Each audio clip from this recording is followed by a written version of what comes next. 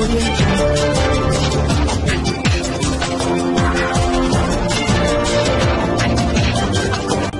भारत, केवल खबरें और कुछ नहीं। नमस्कार, मैं हूँ अंजलि। आरपी भारत में आपका स्वागत करती हूँ।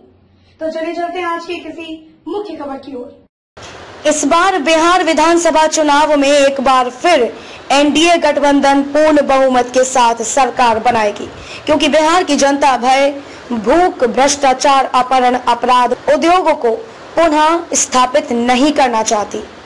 उक्त बातें भारतीय जनता पार्टी के प्रदेश महामंत्री सह पूर्व सांसद जनक चमार ने मंगलवार को कैनाल रोड स्थित पार्टी कार्यालय में आयोजित प्रेस वार्ता में कही। उन्होंने कहा कि भारतीय जनता पार्टी ने केंद्र स्तर पर जो विकास के कार्य किए हैं, उसकी गूंज दुनिया के कई देशों में हो रही है।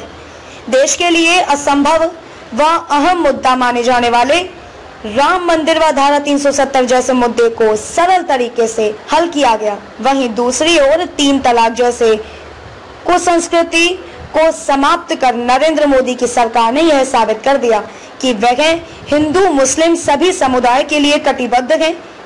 जो बिहार लालू राबड़ी शासनकाल में अपहरण, बलात्कार, संगीन अपराध, भ्रष्टाचार, खराब शिक्षा व सड़क व बीमारू राज्य के लिए जाना जाता था, आज वह बिहार भाजपा जदयू के नेतृत्व में विकसित बिहार के रूप में खड़ा है।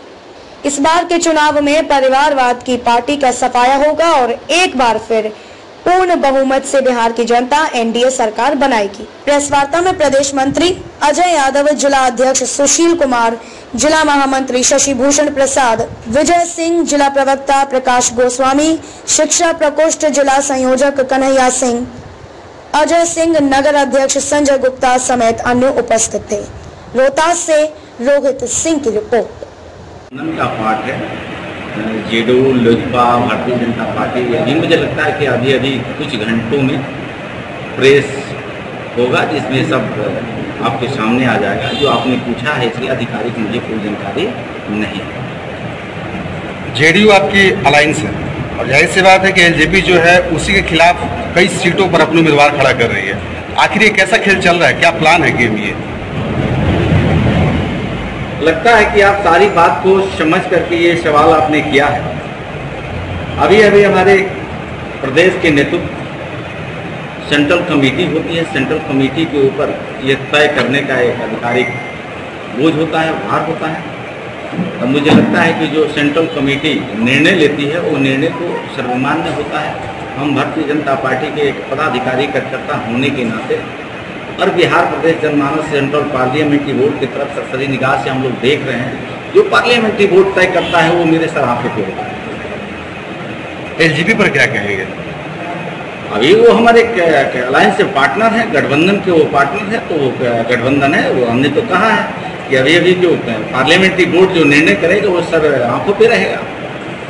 तो जेडीयू के खिलाफ भी खड़ा किया जा रहा है? खिलाफ नहीं, ये अलायंस अभी जो उसका खुलासा होगा कौन किसके साथ है, कौन किसके साथ नहीं है। विषय तो महागठबंधन में है कि एक एक करके उनके कुनबे टूट रहे हैं। और मुझे ये खुशी हो रही है कि जो उन लोगों ने महागठबंधन का कई महीनों से एक चर्चा चल रही थी कि बड़ी मजबूती से उन लोगों ने मैदान में जाएंगे। मुझे तो खुशी होती है कि सिर्फ चुनाव में महागठबंधन सुनने को मिलता है, लेकिन जैसे चुनाव आता है तो महागठबंधन कई पार्ट में बांट जाता है। जैसे आपने देखा होगा निषाद भाई साहब ने उनके पीसी में ही किस तरह उनको सम्मान नहीं मिला, अपमानजनक जब हुआ तो उन्होंने अपने पद और सम्मान गरीबा समाज को देखते हुए और पीसी से बाहर निकल पड़े।